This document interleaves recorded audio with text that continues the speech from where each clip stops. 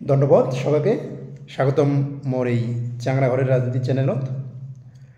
আজি যে বিষয়টি নিয়ে আলোচনা করিম সেটা একটা সবসময় আমরা এটা অনুভব করি, আমরা এটা দেখি ধরছি। আমার বাড়ির পাশতে দুইটা দেশ আছে, সেই দুইটা দেশ হল ছোটো ছোটো দেশ, ল্যান্ডলক দেশ। এই দেশগুলো বাফার স্টেটও কয়। জিও পলিটিক্সের ভাষাত এগুলা দেশক মূলত বাফার স্টেট কয়। বাফার স্টেট হচ্ছে এমন একটা স্টেট যেটা কিনা সমুদ্রের সাথে কোনো যোগাযোগ নাই, স্থলবেষ্টিত দেশ, আর দুইটা শক্তিশালী দেশের মাঝখানত উমের অবস্থান। সেই রকমই দুইটা দেশ হল নেপাল আর ভুটান। একটা গুরুত্বপূর্ণ বিষয় তোমরা হয়তো সবসময় দেখেন বা অনেকে এটা অনুভব করছেন এবং গেছেনও, যে ভুটান আর নেপালত গেলে আর নেপালি মানুষ আর ভুটানি মানুষ যদি ভারতত আসলে তার কোনো ভিসা লাগে না। এখন ভিসা লাগে না, যেমন আমরা যদি বাংলাদেশ যাই আমার পাসপোর্ট ভিসা সব লাগে, আমরা যদি শ্রীলঙ্কার যাই তাহলে পাসপোর্ট ভিসা সব লাগে। আমরা তেমনই অন্যান্য পার্শ্ববর্তী যে আমার পড়শি দেশলা আছে, যেমন মায়ানমার আছে, পাকিস্তান আছে, এই সমস্ত দেশত গেলে, চীনত গেলে কী লাগে? পাসপোর্ট আর ভিসা। কিন্তু নেপাল আর ভুটানত গেলে লাগে না কে? এই দুইটা দেশও তো সম্পূর্ণ স্বতন্ত্র আলাদা দুইটা দেশ। লাগে না এই জন্য কারণ যে প্রথম তো হল যে নেপাল আর ভুটানের সাথে আমার সাংস্কৃতিগত মিল আছে। নেপাল একটা হিন্দু সংখ্যাগরিষ্ঠ দেশ, যদিও আগে এটা হিন্দু দেশ হিসেবে গোটা পৃথিবীর পরিচিতি ছিল, একমাত্র হিন্দু দেশ হিসেবে, কিন্তু বর্তমানে পৃথিবীর কোনো সাংবিধানিক স্বীকৃত হিন্দু দেশ নাই। 2008 খ্রিস্টাব্দ পর্যন্ত নেপাল ছিল রাজতান্ত্রিক, রাজা নেপালের সবচেয়ে উচ্চ শাসক ছিল, উচ্চ পদের শাসক, আর উমরে যতদিন ছিল ততদিন একটা হিন্দু রাষ্ট্র হিসেবে নেপাল কিন্তু পরিচিত ছিল। তারপরে নেপালত গণতন্ত্র আসি যায় 2008 সালে, আর তারপরে নেপাল একটা ধর্মনিরপেক্ষ রাষ্ট্র হিসেবে নিজেকে স্বীকৃতি দেয়, নতুন সংবিধান রচিত হয় সেই সময়তে।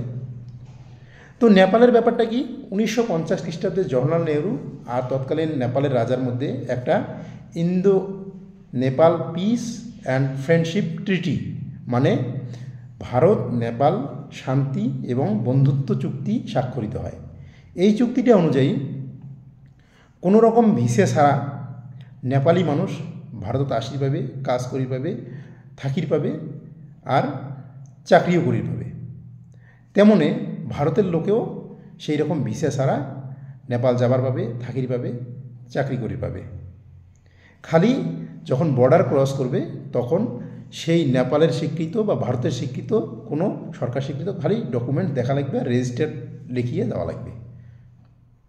যেমন আমরা Aadhaar card, voter card, PAN card, এগুলো যদি নেপালের বর্ডারত যাই, সেটা যদি রেজিস্টার করি, ওগুলো দেখিয়া যে অথরিটি আছে এপাকেও ওপাকেও আমরা নেপালত যাবার পাই। আর নেপালিরাও এটা আসিয়ে কিন্তু সেই রকমের নেপালের যেগুলা ওই রকম স্বীকৃত ডকুমেন্টস আছে সেই ডকুমেন্টস দেখিয়া কিন্তু ভারতত আসির পায়, কাজ করির পায়, আর থাকিরও পায়। এবার আসেন ভুটান। ভুটানের সাথে কি হয়? 1949 সালে ইন্দো ভুটান ফ্রেন্ডশিপ চুক্তি, মানে ভারত ভুটান বন্ধুত্ব চুক্তি, সেটা স্বাক্ষরিত হয়। আর সেই চুক্তি অনুযায়ী ভুটানের লোক ভারতত আসির পাবে কোনো রকম পাসপোর্ট ছাড়াই। ভারতের লোকও তেমনি ভুটানত যাওয়ার পাবে কোনো রকম পাসপোর্ট ছাড়াই, খালি ওই রকম দুই দেশেরই স্বীকৃত কোনো ডকুমেন্ট বর্ডারত দেখিয়া ওই দেশের লোক এই দেশত আসবে, এই দেশের লোক ওই দেশত যাবে। এই 1949 খ্রিস্টাব্দে যে ভারত ভুটান যে বন্ধুত্ব চুক্তিটা স্বাক্ষরিত হয়েছিল, সেটা 2007 সালে এটার রেনুয়াল করা হয় আরও। সেইটাই যেটা যেরকম চুক্তি ছিল ওইটাই খালি রেনুয়াল করা হয় 2007, এবং সেটা অনুযায়ী এলাও চলছে। আর নেপাল ভুটান দুইটা দেশের সাথে আমার সম্পর্ক খুবই বন্ধুত্বপূর্ণ, তার কারণ ভুটান একটা বুদ্ধিস্ট সমন্বিত দেশ, বুদ্ধিস্ট জনসংখ্যা বেশি, বুদ্ধিস্ট সংখ্যাগরিষ্ঠ একটা ছোট্ট একটা দেশ হিমালয়ের কোলত। নেপালও একটা ওই রকমই দেশ, যদিও নেপাল ভুটানের চেয়ে অনেক বড়, কিন্তু তারপরেও অনেক সাংস্কৃতিক যে মিল আছে, মিলের কারণ আর বাফার স্টেট হওয়ার কারণ নেপাল আর ভুটান গুরুত্বপূর্ণভাবে, মানে অনেক বিষয়ে, যেমন নিজের জিনিসপত্র নিয়ে যাওয়া, প্রাকৃতিক গ্যাস, মাছ, প্রাকৃতিক তেল বা অন্যান্য জিনিসপত্র যেমন সিমেন্ট, সার, এই সমস্ত কিছু কিন্তু ভারতের উপর গভীরভাবে নির্ভরশীল।